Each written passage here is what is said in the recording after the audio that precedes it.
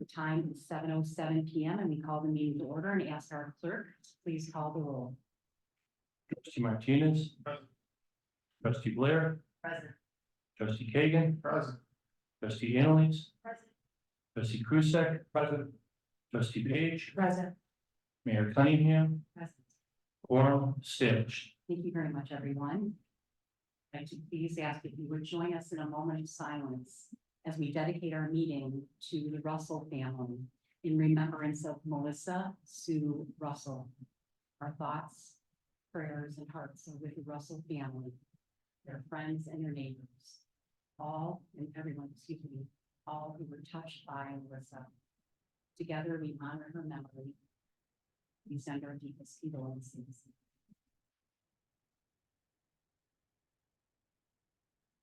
Now we're going to say the Pledge of Allegiance together, being led tonight by Linda from our Human Relations Advisory Committee.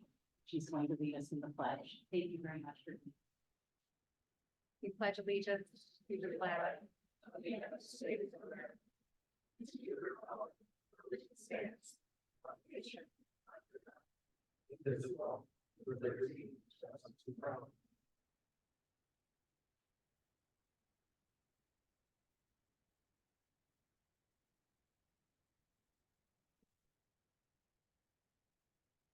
This evening, under special awards and presentations, we do have 4 proclamations. And our first proclamation is going to be handed over to Linda, again, from our Human Relations Advisory Committee. And I'm going to ask Trustee Anteles to read that into the record. And this is something our Human Relations Advisory Committee had brought forward to us and help with the preparation of the proclamation. So we thank you very much. And please, I know you will take this back to the committee and share that, not only with our liaison, our administrator assistant, Peggy Callett, and everyone. If you want to thank you and everyone on the team there for doing the excellent work that you're doing on behalf of our community.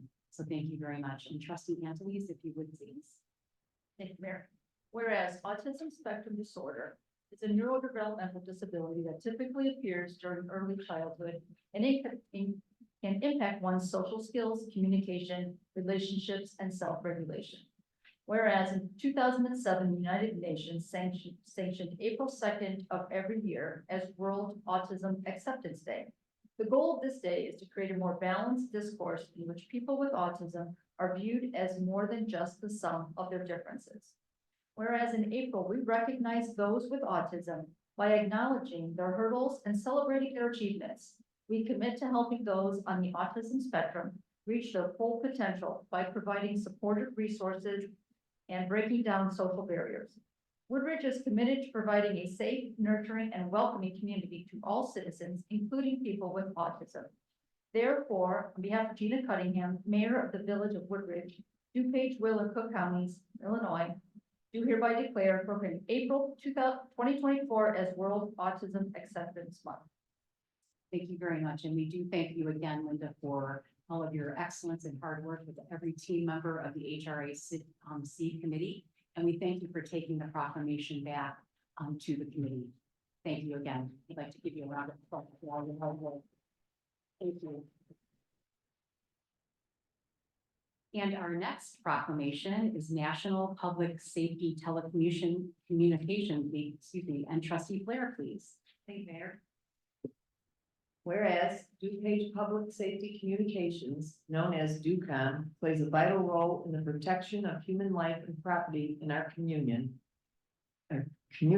and DUCOM has been successfully serving the public safety communications of the Village of Woodridge and surrounding communities since 2011. And whereas while enduring long shifts and handling frequent life and death emergencies, DUCOM telecommunicators set high standards in performing their duties in a dedicated, diligent, and compassionate manner. And whereas DUCOM telecommunicators provide a critical communication link between the residents and police, fire, and emergency medical services providers, and these individuals efficiently coordinate emergency services to ensure the health and safety of our residents, visitors, travelers in our cities, towns, village, districts, and on our highways 24 hours a day, 7 days a week. Our public safety communicators, personnel serve the public daily in countless ways without due recognition by the beneficiaries of their services. Now therefore, Gina Cunningham, Mayor of the Village of Woodridge, DuPage, Will, and Cook Counties, Illinois, call upon the citizens of Woodridge and upon all patriotic, civic, and educational organizations to observe the week of April 15th through 19th, 2024, as National Public Safety Telecommunications Week. Thank you very much, Mr. Blair. And now we'll go to Trustee Page for our National Euro-American Heritage Month proclamation. Whereas Arab Americans have been making valuable contributions to various aspects of American society, including medicine, law, business, education, technology, government, military service, and culture. And whereas men and women of Arab ethnicity have shared their rich culture and traditions with their neighbors and friends. And whereas they brought with them to America their resilient family values, strong work ethic, dedication to education, and diversity in faith and creed, which has added strength to our great democracy.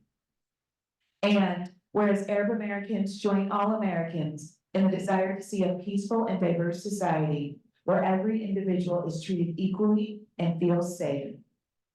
Now, therefore, Gina Cunningham, Mayor of the Village of Woodridge, DuPage, Will, and Cook County, Illinois, in recognition of Arab Americans, past and present in our community, do hereby proclaim April 2024 as National Arab American Heritage Month, and encourage all residents to celebrate our diverse heritage and culture and continue the efforts to create a world that is more just, peaceful, and prosperous for all. Thank you, Trustee Page. And we do have one additional proclamation, and Trustee Krusek, if you would please seek awareness and appreciation month. Thank you, Mayor. Whereas Sikhs have been living in the United States for more than 120 years, and whereas Sikh Americans pursue diverse professions and make rich contributions to the social, cultural, and economic vibrancy of the United States, including service as members of the United States Armed Forces.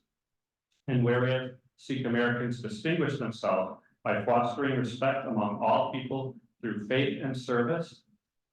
And whereas Woodridge is committed to educating citizens about the world's religions, the value of religious diversity, tolerance grounded in First Amendment principles, a culture of mutual understanding, and the diminution of violence. And whereas today the village seeks to further the diversity of its community and afford all residents the opportunity to better understand, recognize, and appreciate the rich history and shared experiences of Sikh Americans. Now, therefore, Gina Cunningham, Mayor of the Village of Woodridge, DuPage, Will, and Cook Counties, Illinois, do hereby proclaim April 2024 as Sikh Awareness and Appreciation Month in the Village of Woodridge, and encourage all residents to celebrate our diverse heritage and culture and continue the efforts to create a world that is more just, peaceful, and prosperous for all. Thank you very much, Trustee Krusek. Appreciate all the wonderful proclamations and the presentations. And again, thank you very much to our Human Relations Advisory Committee for all their diligence and hard work. Thank you. Now move to comments from the public. We will pause to acknowledge any written public comments that have been received prior to the meeting that do not relate to tonight's agenda. So we would enter those into the public record. Now going to ask if there are any comments. Thank you, Eric. I have several. First is a comment from David Hickey. This is regarding McDonald's development. Next is Patricia Hickey, also regarding McDonald's development. Comment from Samantha Mikey Grin, also regarding McDonald's development. Next comment is from Alexa Rojas. With respect to a school project she's working on. Lastly is an anonymous comment. All comments have been received by the mayor of Ford, and they will be entered into the public record. Thank you. Thank you very much. Now going to ask if there is anyone that is here this evening in our audience that would like to comment on items that are not related to anything on our agenda this evening? If so, we would invite you to the podium. Seeing no one, we will go ahead and move to items that are and do appear on tonight's agenda. I'm going to now ask and acknowledge any written public comments that have been received prior to the meeting that do appear on tonight's agenda. And if so, we would enter those into the public record. Administrator Snow. There are no written comments have been received. Thank you very much. And I'm also going to extend to our audience here this evening, if you would like to make a comment about any item on the agenda, please join us by going up to the podium. Okay, well, we thank you all for being here this evening. We'll move to our omnibus agenda items. So Sorry, if I want to speak on my agenda, do I need to speak now? Thank you, sir. You regarding the Lansing Court? Yes, Yes, so you'll have an opportunity at that time. sorry to interrupt. Thank you, sir. no problem. Thank you very much. Thank you for being here.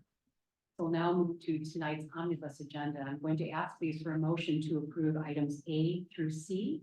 A motion, please. So moved. Thank you, trustee Krusek. A second. Second. Thank you, trustee Martinez. Is there a request for any item to be considered separately this evening? Seeing and hearing none, I'm going to ask our administrator to please read the omnibus items into the record. Mayor Cunningham, members of the board, good evening. Item A, ordinance 2024-22 is an ordinance reserving volume cap in connection with private activity bond issues and related matters. Item B, ordinance 2024-23 is an ordinance amending the village code of the village of Woodridge, Title 3, Chapter 3, liquor control. This would be removing one Class A3 liquor license. Item C, resolution 2024-17, resolution executing an amendment to the agreement between the village of Woodridge and Clark Environmental Mosquito Management, Inc. for 2024 and 2025 mosquito abatement services. Thank you. Thank you very much. I'm going to ask our clerk to please call the roll. Trustee Blair. Aye. Trustee Kagan. Trustee Analyst. Aye. Trustee Krusek. Aye. Trustee Page. Aye. Trustee Martinez. Aye. Motion passes. Thank you all very much. Under the mayor's report, there's no formal report this evening. However, as always, I try to encourage everyone to stay connected to the village through our social media channels and our weekly newsletters. Going to ask our administrator though for his report, please, this evening. Thank you, Mayor. First item A, ordinance 2024-24 is an ordinance proposing a pilot program for keeping chickens on residential properties. Thank you very much. I'm going to ask for a motion, please, to approve ordinance 2024-24. So moved. Thank you, trustee Page, and a second. Second. Thank you, trustee Anthony's. Any discussion on this item? Our clerk would please call the roll. Trustee Kagan. Aye. Trustee Analyst. Aye. Trustee Krusek. Aye. Trustee Page. Aye. Trustee Martinez.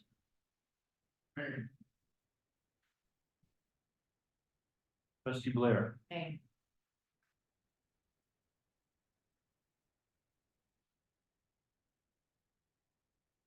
Motion carries. Thank you. Next, item B, ordinance 2024-25 is an ordinance granting variation to decrease the required rear yard setback from 25 feet to 20.9 feet for construction of a sunroom. This is in reference to a home at 2546 Langston Court, and Director Clark is here to present. Thank you very much. We're going to have a brief staff presentation tonight on this item, and then we are welcoming Director Clark here. Thank you very much for the presentation. And then after this, I do believe our resident petitioner is here this evening and might say some few words after. So thank you, and welcome. Thank you.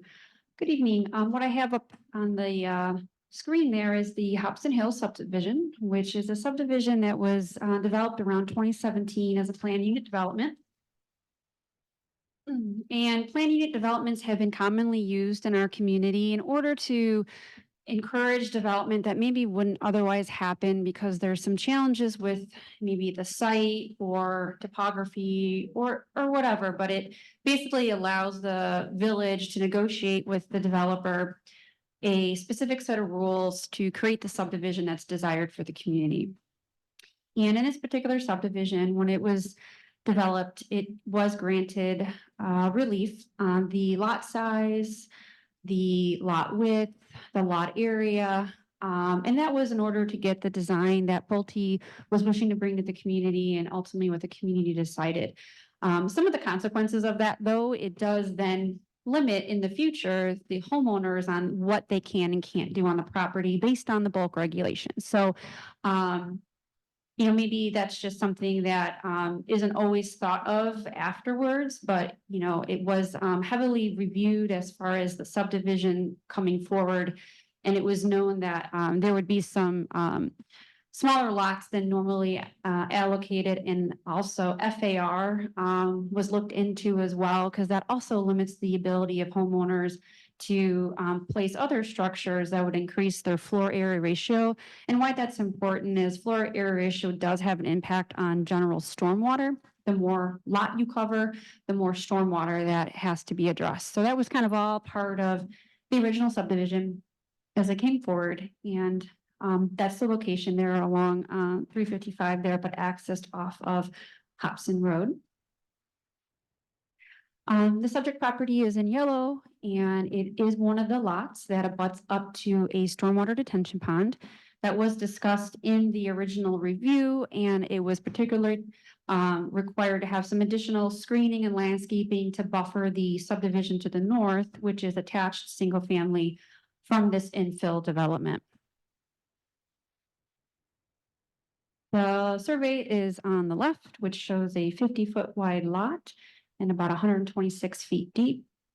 And the image to the right shows the existing home.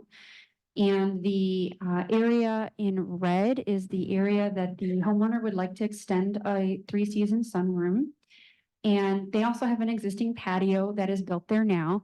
It's about 34 feet by 15 feet. So they're using almost the width of the home and extending out about 15 feet for the patio.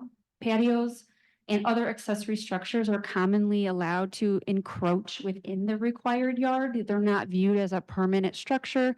Other things may be decks or pergolas. They have a much smaller setback requirement and aren't counted towards your floor area ratio as well, because they're not viewed as permanent structures. So the area in orange shows where a sunroom addition could be added and meet the setback requirement. Another option could be extending it along the length of the home.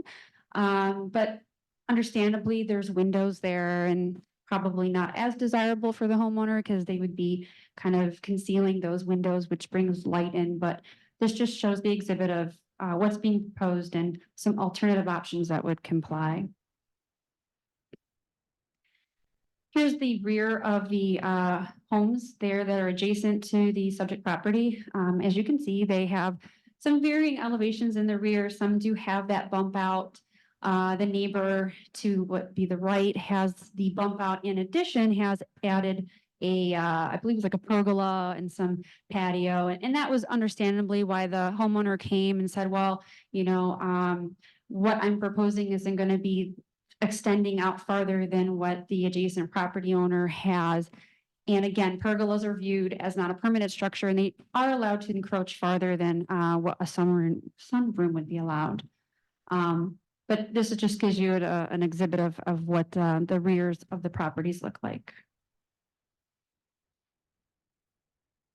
This was the floor plan, I believe, that Pulte provides as options. Is when you buy any of their homes, they have a lot of options, and the sunroom is one of those options that you can have. This particular one is built in within the home, so it doesn't have that bump out, but this just kind of showed what Pulte provided. And I believe it was about a 16-foot by 7 sunroom, which was an option for those people that were buying pre-construction. When looking at variations, there's standards that we as staff apply. Setbacks are intentional bulk regulations that help set reasonable design standards for lot development. They provide the uniformity, the organization, and the cohesive patterns in preservation of sight lines and preservation of open space, management of stormwater, and avoidance of clutter and aesthetics. And they do offer residents consistent expectations for development throughout their neighborhood and their village. And so for those reasons, when we're looking at variations, you look at the physical hardship of the land that would just not make it feasible for the property owner to comply. And there are conditions where that happens. You have a very significant grade change. You may have some of our community members have creeks in their backyard, or they were built in a time that maybe it was a subdivision built in the sixties. Zoning codes have changed, lot area, and they're kind of have some of those hardships, but these are the standards. You know, you have to have a physical condition that is unique. And the reason why this subdivision and this particular lot is not unique is that this lot with lot dimension is applicable to all of the lots in the subdivision because it came in under a cohesive development under one developer. That, you know, the conditions that are here today haven't been changed, that maybe made it difficult for them to comply. It's not going to not allow them to use their property. There are options to have a sunroom. It just is limited on how far they can go out. And then you have the last one, which is always granting the variation will be in harmony. But when looking at the variations, you kind of have to take all apply. If one or more don't, then you typically don't grant the variation. Planning Commission did review this at their February meeting, or excuse me, their March meeting. I apologize. It was scheduled for February, got continued. We did have a 2-2 vote, which any vote less than 4 does come to the village board as a non-recommendation. And the commissioners who voted in support did think that the site was unique, particularly because it opened or backed up to open space. But arguably all those other lots also will back up to open space. So that's one of the reasons staff at the time did not think that was a unique consideration. But that was a factor and a factor that the resident did get some support from the neighbors. Was also kind of another reason that those in support felt that the variance should be granted. Very much. We're going to invite our neighbor petitioner who is here this evening. If you would like to say a few words to the village board, we'll have you come up to the podium, and then after you're done, we will then open it up to questions from the board, if that's okay for the board, either of Director Clark or our neighbor, the petitioner. And we thank you very much for being here. And I'm going to ask if you would please introduce yourselves, and we need your name and your address, please. For sure. My name is Adam Kingen. I'm the owner at 2546 Langston Court. I'll start by saying thank you, Mayor, for having me and the rest of the board. There's actually just 2 points that I wanted to bring up. The first one was, I would really like this to go back in front of the zoning board if possible. I want to ask a motion that you send this back to the board that I was at with a couple weeks ago. And the reason is I showed up to that meeting knowing that the staff had a recommending denial. I actually had that meeting before March 14th. I had one on February 4th. And I was let known that weekend before that there was only going to be 4 members of the board there. So obviously, as a homeowner, I know if there's only going to be 4 people there, they're already suggesting denial. This is probably not going to fly. So as I see here, I said I would like a continuance with a recommendation of denial and only 4 members being in attendance. I think it would be a better chance for all members to be present. I will be there tomorrow night in person and hope that will be okay with the board. So I showed up on that February 5th meeting. No problem. They continued it to March 4th. Good news I got before that meeting was that everybody was going to be there. I felt like I had a real shot in front of 7 people, knowing that I needed a 4-person vote. We then pushed the meeting back because of a sign in my yard to the March 18th meeting. I showed up to this March 18th meeting without anybody letting me know anything, and there was only 4 people there. I had neighbors take off from their families. I had a coworker travel from out of town to speak. So I had some speakers here with me. I almost feel cornered that I had to give my presentation, even though, again, only 4 people were there. So what I would ask is that this board let me go back in front of that board. I'll wait 2 weeks, I'll wait 2 months, and I'd like to speak in front of all 7 of them. And hopefully I can come back with a 4-person approval instead of the 2-2 that we already had. So that's what I would ask. Going to just quickly consult with our village attorney. Just want to be sure, so again, if I may, so the Plan Commission is an advisory commission to the village board. Correct. We've been reviewing your information, so what you're asking us is to not take this tonight, send it back to the plan commission. Have that review versus, I think I have a better shot with you guys if I have at least a 4-person saying yes from that board than the 2 that I have right now. If you tell me otherwise, I'm willing to go ahead and present my case right now. ask our attorney. Sure thing. Thank you.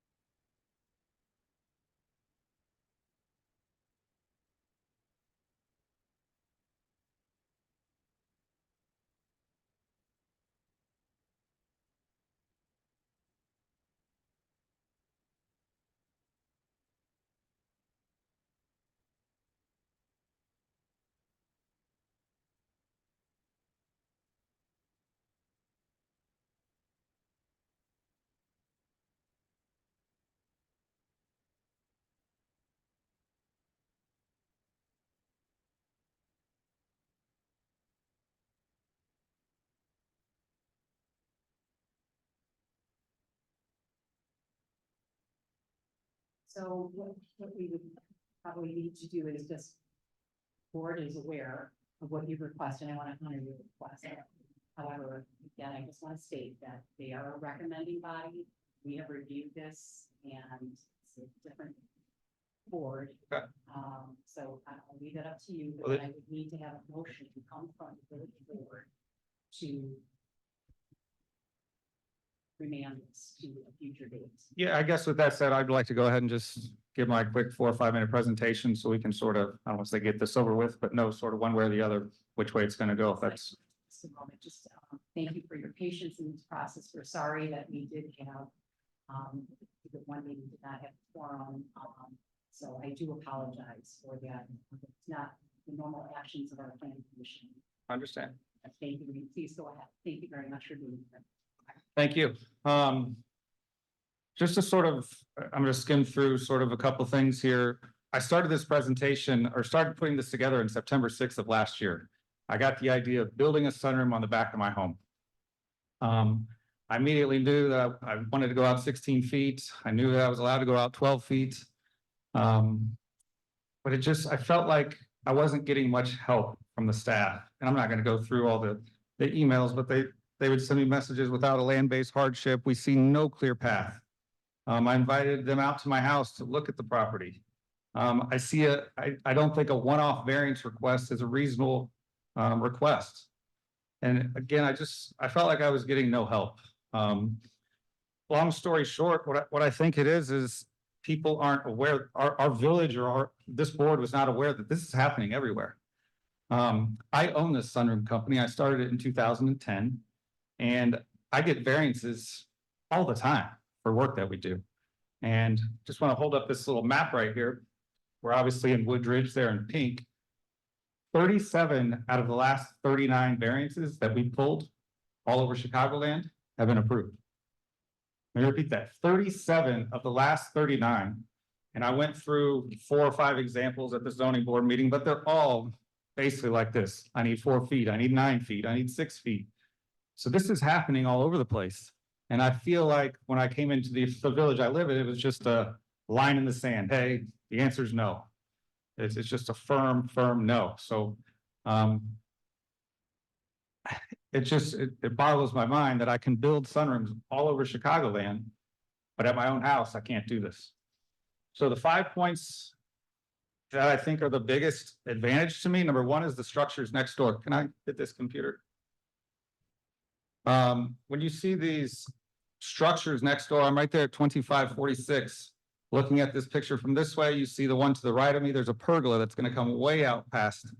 On the left-hand side, he's actually built a pavilion now with a paver patio. So this sunroom is almost going to be tucked in between these 2 structures. From an elevation standpoint, when you go to this right here, looking out the back of my house, we have this outlet B. It's a 75-foot deep land of nothing. It's great for me. House 43, 42, 41, all of us have these major backyards. We use it as a sledding hill. We use it to play hide and seek. I mean, it's just made our property bigger. And on top of that, it's a huge hill. Like I said, sledding, so we're looking way out to the interstate. That's 355 I'm looking at. So 4 feet, again, in my opinion, is really not asking for very much compared to it's gonna be tucked in. I've got all this land behind me. I'm not encroaching on anybody's property.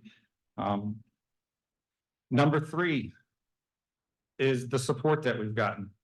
When I go back to my map, sorry here. I not just have my neighbors' support. Here's my house highlighted in pink. All the ones that you see in gray shaded there, I have letters of recommendation of all my neighbors supporting this. I think it's a total of like 18 neighbors of support. 2 of them are here to speak with me a couple of weeks ago. Along with I have HOA approval. The idea is we want our houses to look different. We're in a Pulte community where it's sort of cookie cutter. And it's sort of nice that people are doing different things. This person's adding a pergola, this person's adding a pavilion, this person's adding a sunroom.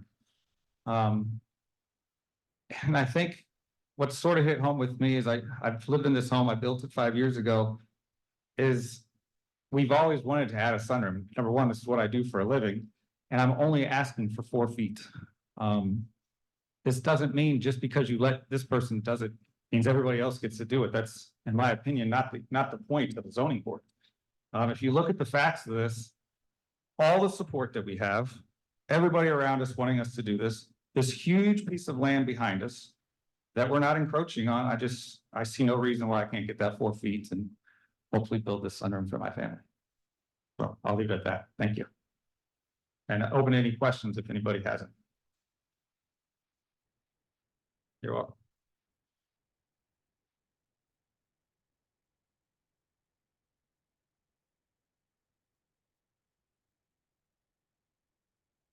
We restate that, I'm sorry. We thank you very much for your presentation, Anna.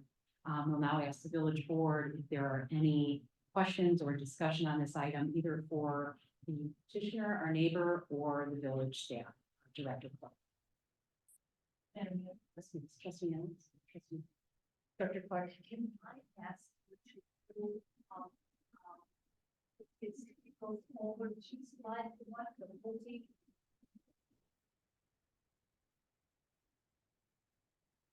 What Pulte was offering. So this was, you said one of the options that Pulte was offering when the house was built? Yes, ma'am. Okay, and, Adam. Adam, you said that you built the house, right? So was this an option that you had when you purchased the home? Yes. Wait, sir, I don't mean to interrupt you, but we need you to speak in the microphone because it's being recorded. No problem. Oh, it's Thank okay. you very much.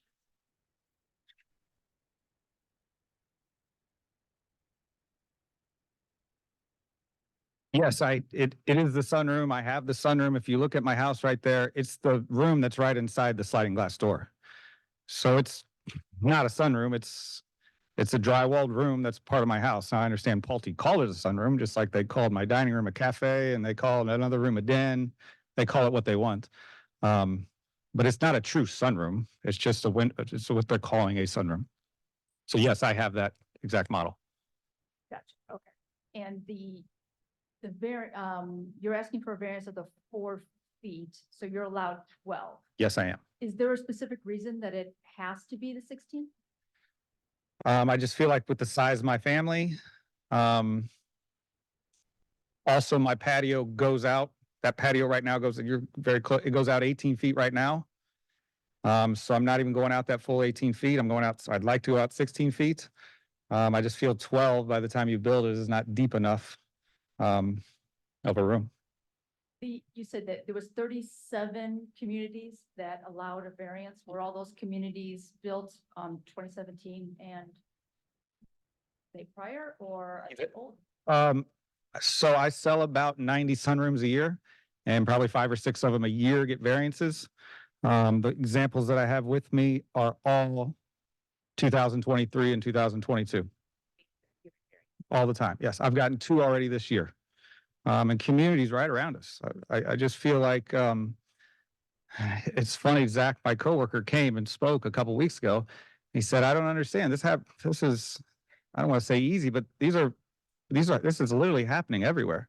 I brought the permits, pictures of the jobs, and if somebody wants to see, but the bottom line is I'm upping the value of my house, upping the value of my neighbor's house, my community. It's a pretty good positive for everybody, at least in my opinion. Anyone else, please? Madam, excuse me, Madam Mayor. Yes, please. And it's not a question for you. My concern is setting a precedent that once we say, and I know that the petitioner has said that this isn't something that will set a precedent, but anything we do ultimately sets a precedent for somebody else to come in and say, well, wait a minute, you did it over here, so why can't I do it?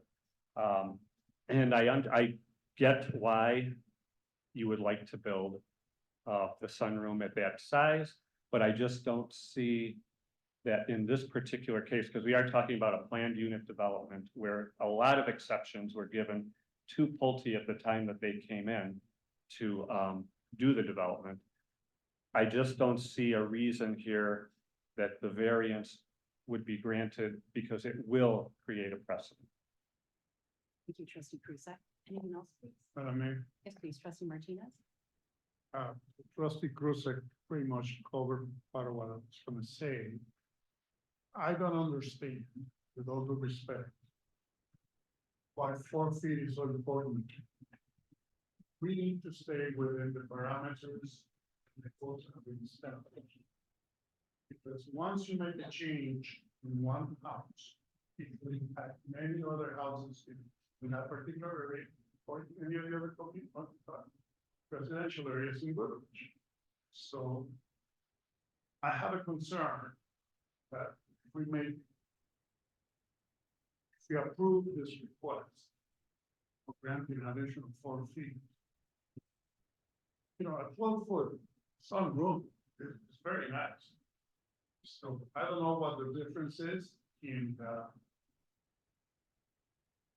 I would be very concerned in granting this variance that it's going to impact the rest of our. Anyone else, please? I'd like to just maybe ask a few questions. Over there. So I know that this subdivision was approved, it's a PUD, and at the time, the approval was granted substantial relief, if I remember correctly. And I think that that's maybe what we were speaking to. However, not maybe every community that we may be building or adding sunroom to has already granted that. Maybe that's where the difference lies. I don't know. I'm not looking at what you're comparing to, but I think that that's one of the things that I remember this, that it specifically related to the setbacks. And if you could maybe just take a minute and explain what that means and what this impact, because I think it ties to maybe what the trustees are maybe getting to, at least partially. So again, planned unit developments are commonly have been used in Woodridge. I would say more than some other communities that I've actually been in, and maybe, you know, that just worked, you know, for the community, and it created an opportunity to create unique subdivisions that maybe normally couldn't have been built or couldn't have economically work as developments are trying to balance how much they can place on properties. So, you know, a PUD is looked at a little differently. And when we didn't meet with the homeowner, the initial request was, well, could we just amend the PUD so that it could be applied to all my neighbors? And that was something like we kind of looked at, we tried to think about that, but that would require what we understood a much bigger request. You know, asking for a PUD when you're bringing in a development is one thing, but just asking for a PUD amendment for an individual request, it just doesn't really meet a lot of the standards and what the PUD is meant for. It's not that type of a tool. So yeah, there was a little back and forth with that. And initially we came back and we said the path forward is as a request for a variation. And by the way, we think it's going to be a difficult request because of this subdivision being fairly young and was granted a lot of relief.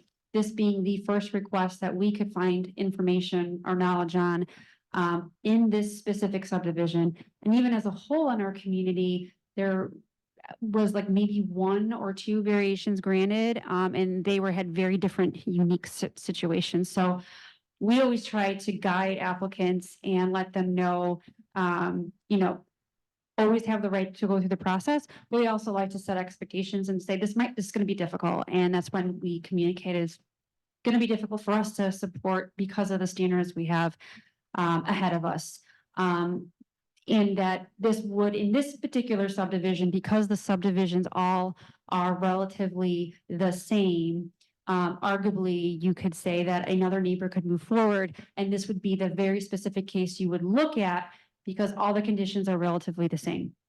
And that then would be what staff raised as a concern, and that would be something we would have to take in consideration with another request. Much for that. You answered my next question. So thank you. I appreciate that very much. The information is very helpful. So I was going to ask, is there any other property within this subdivision that has been granted any variance for a sunroom? No. I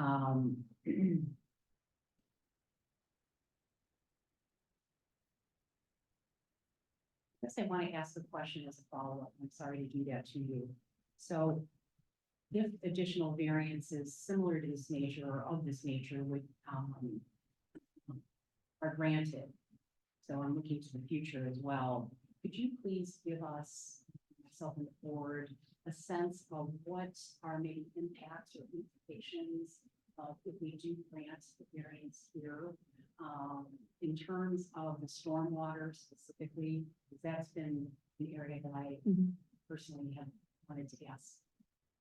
In this particular subdivision, that was something we looked into because of the relief granted that did impact their storm water design and whatnot.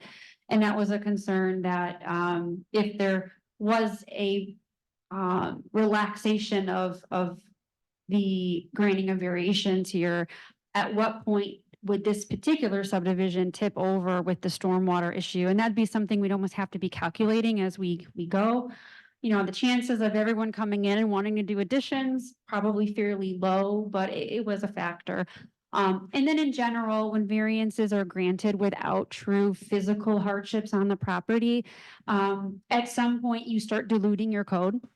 And it's the department then that makes the decision, okay, I hear that we're granting variations quite often on this type of request. And you have two decisions. And one is, well, you can continue doing that.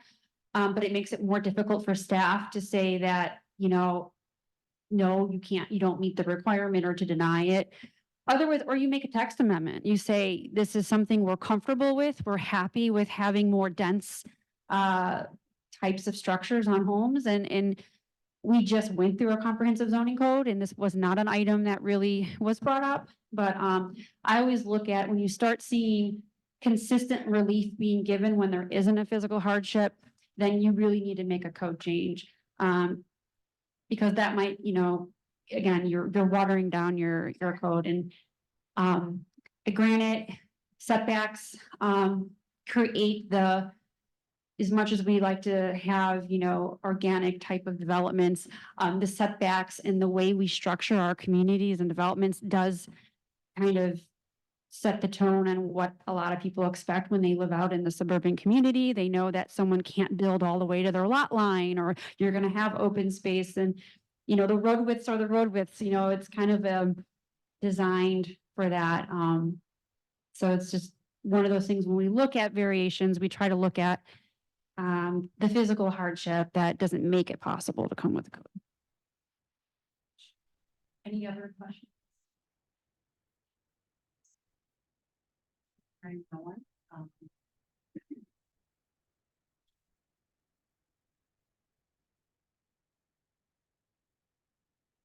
We have before us ordinance 2024-25. Going to ask for a motion to approve ordinance 2024-25, please. So moved. Thank you, trustee Page. Second. Second. Thank you, trustee Page. Hagan, any further discussion on this item? Seeing none, hearing none, if our clerk would please call the roll. Trustee Annalise, Nay. trustee Krusek, Nay. trustee Page, Aye. trustee Martinez, Hey, trustee Blair, Nay. trustee Kagan, Aye.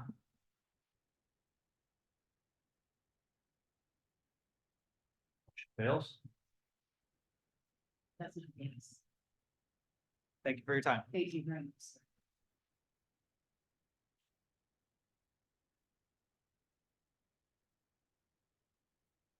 Next item C, resolution 2024-18, resolution authorizing the purchase of a 2024 Ford Transit van from Curry Motors Ford, Frankfort, Illinois, and Suburban Purchasing Farmer joint purchase bid to the Northwest Municipal Conference. This vehicle replaces existing vehicle unit number 349, Public Works.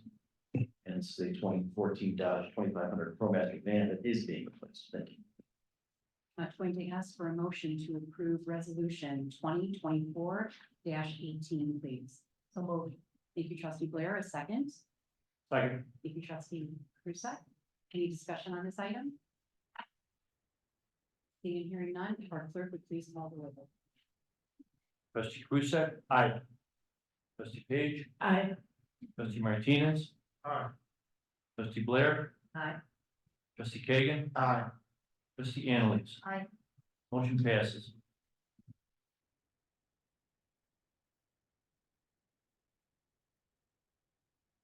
So the next three items, which are agenda items D, E, and F, all relate to the proposed McDonald's development at Dunham and 75th Streets in the Wood Grove Shopping Center. The applicant has requested that this pending matter be continued to a future meeting. I will therefore now ask for an omnibus motion to continue agenda items D, E, and F to our next meeting, April 18, 2024, please. Going to ask for a motion. So moved. Thank you, trustee Annalise, and a second. Second. Thank you, trustee Martinez. Any discussion on the second? Okay, hearing none, seeing none, going to please ask our clerk to call the roll. Trustee Annalise. Aye. Trustee Krusek, Aye. trustee Page, Aye. trustee Martinez, Aye. trustee Blair, Aye. trustee Kagan. Aye. Motion passes.